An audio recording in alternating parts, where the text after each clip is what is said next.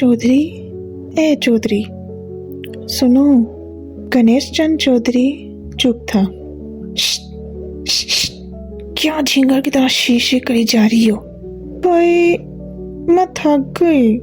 चुप करके बैठी रह। मुझसे नहीं बैठा जाता। सारी पेट तख्ता हो गई। हाय राम, मुझे सर्दी लग रही है। चौधरी खामोश रहा। यहाँ नीचे कूलों में चूंटियां सी काट रही हैं। देख रानी, 10 मिनट भी नहीं हुए और तू थक गई। तो और क्या, कोई मैं मिट्टी की बनी हूँ? रानी ने अपने मोटे होंठ फैलाए और संगे मरमर की चौकी से नीचे फिसल गई। चुड़ैल, मैं कहता हूँ सीधी बैठ, हरामजादी। चौधरी ने रंगों की थाली स्टूल पर पटकी और रानी के कंधे पकड़कर तो 4 झटके दिए। तो फिर लो। वो जमीन पर लेट गई। चौधरी जलकर कोयला हो गया। उसका जी चाहा रानी के चिकने चिकने स्याह गालों पर खड़ी खड़ी कमचियां मारे, मगर वो जानता था फिर तो वो बिल्कुल ही बेकाबू हो जाएगी और बहाना करके रोने लगेगी, और फिर वो तस्वीर जिसके लिए वो इतनी जानमारी कर रहा था नामुकम्मल रह जाएगी। देख, थोड़ी देर और बैठी रह, बस थोड़ी देर। चौधरी नरमी से बोला। थक गई ना। वो लौटकर चित हो गई। थक गई? कुत्तिया कहीं की। चौधरी को फिर गुस्सा चढ़ा। वो रूठ कर बैठ गई और चौधरी को यकीन हो गया कि आज का दिन तो गया हाथ से। अच्छा देख, ये घड़ी रखी है और बस आधा घंटा, समझी? आधा घंटा नहीं, बस 6 मिनट। हाँ, बता रही हूँ। वो चौकी पर चढ़ती हुई बोली। बात ये थी कि 6-7 से ज्यादा तो उसे गिनती भी ना आती थी, और चौधरी खूब जानता था कि 6 मिनट के बजाय वो उसे आधा घंटा जमाए रखेगा। रानी ने कमर को खींच कर लंबा किया और भारी फूलदार मटकी कंधे पर रखी और बैठ गई, मगर कितनी देर के लिए? ठीक है ना? हाँ ठीक है। चौधरी जल्दी से झुक गया। देखो तो। हाँ ठीक है। देखो तो। हाँ ठीक है यार, कह दिया ना, ठीक है। थोड़ी देर खामोशी से ब्रश चलते रहे, रंग पर रंग दौड़ते रहे, मगर कोई 1.5 मिनट भी नहीं गुजरा था कि रानी ने लंबी सांस ली। चौधरी, बस हो गए 6 मिनट। वो जल्दी जल्दी कभी उसे और कभी अध बनी धब्बों वाली तस्वीर को देखने लगा। सर्दी लग रही है, चद्दर ओढ़ लूं? नहीं, सर्दी लग रही है, चद्दर दो। वो कुत्तों की तरह रोने लगी और चौधरी चुप। कमर, हाय मेरी कमर। चौधरी जी, कमर। असल में वो आज शरारत पर तुली हुई थी। कह रही हूँ मैं थक गई हूँ, अब ये हंडिया में पटकूंगी नीचे। हाँ नहीं तो। चौधरी जल्दी से मुड़ा। वो ये तस्वीर मुकम्मल करने के लिए हंडिया अजायब घर से मांग कर लाया था। अगर रानी तोड़ दे तो बस समझ लो कि रानी की खोपड़ी की खैर नहीं। तो फिर थक गई ना। और ये देख, जूं भी काट रही है चौधरी। वो अपने घने बालों को उलझाने लगी और फूलदार मटकी नीचे टिका दी। चौधरी ने पैर दूर दूर रख लिए, आंखें घुमाकर लट्टू की तरह बाहर निकाली। गुस्से से उसके चेहरे का गोश्त फुरकने लगा।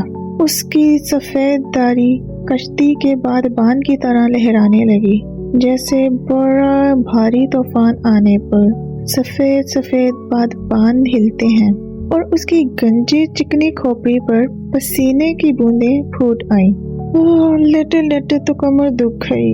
रानी ने डरकर जल्दी से अपनी नशिश ठीक कर ली और फिर वो एकदम से फूट फूट कर रोने लगी। चौधरी ने आंखें फाड़ कर उसे घूरा। जब कभी वो रोने लगती तो चौधरी के रुखसारों की मछलियां फड़कने लगती और नाक का बांसा टेढ़ा होने लगता और ब्रश हाथों में फुलझड़ी की तरह नाचने लगता। तश्तरी के सारे रंग एक दूसरे में गिटमिट होकर एक खला में तब्दील हो जाते और उसे कुछ ना सोचता, और ये कर्ब की हालत उस पर उस वक्त तक तारी रहती जब तक उसके दिमाग से चुभता हुआ कांटा ना निकल जाता। और रानी की हरकतें उस वक्त कांटा नहीं, भाला बनकर उसकी हस्ती के आर पार निकली जा रही थी। हर जी रूप पर चौधरी के इस दौरे का पूरा पूरा असर होता था, चुनांचे रानी भी न बच सकी। उसने फिर अपने पेट को पिचकाया और होंठों से फिर कई आवाजें निकालती हुई सीधी हुई। थोड़ी देर तक दुनिया फिर अपने महवर पर घूमती रही। चौधरी का बुरश सपाटे भरता रहा। रंग की थाली गंदी और बदशक्ल होती गई। लेकिन चौधरी, इस दफा रानी प्यार से बोली। चौधरी की बगल में जैसे चूहा सा कूदा। दुनिया के एक महवर का पाया जरा सा लचकाया। जाने भाई महवर में पाए लगे होते हैं कि नहीं, लेकिन कुछ ना कुछ जरूर हुआ। चौधरी, तुमने ये देखा है? चौधरी के कंधे झरझराए और चिकनी डली की शक्ल की खोपड़ी में पसीने के दाने फूट पड़े। वो फिर बोली, देखो ये काला तिल, ये देखो गर्दन से जरा नीचे और नीचे जरा उल्टी तरफ। हाथ से मटकी पकड़कर और होंठ लटकाकर वो अपनी गर्दन से चंकने लगी। देखा है ये तिल? और तुम तो देख रहे हो चौधरी। वो बनकर शर्माने लगी। ओह, मुझे तो शर्म आती है। सीधी बैठ, चौधरी गिराया। परे आए, भला कोई किसी का तिल भी देखता होगा, और जब वो ऐसी बुरी जगह हो। वो इतराई, मैंने तिल विल कुछ नहीं देखा और ना देखूं। बदमजाजी बढ़ी।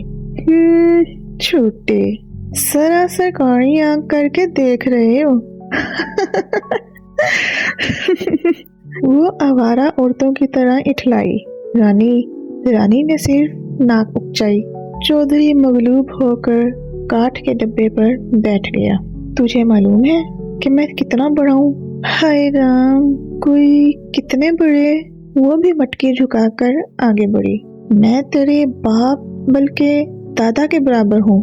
और तू बता कितनी होगी? 15 वर्ष से आगे नहीं। और तुझे ये बदमाशी की बातें किसने सिखाई? चौधरी दादा बराबर तो क्या, उसके बाप बराबर भी नहीं हो सकता था। जरा मामले को दबाने के लिए कह दिया था उसने। बदमाशी की बातें तो तुम करते हो कि तिल देखते हो। ऐसी बुरी जगह तो तिल है। वो आहिस्ता आहिस्ता तिल टटोलने लगी। जरा सी काहे को हूँ, जरा सी कहते रहते हो। जरा सी होती तो क्या? रत्ना कहता है कि जिसकी छाती पर तिल होता है वो रत्ना?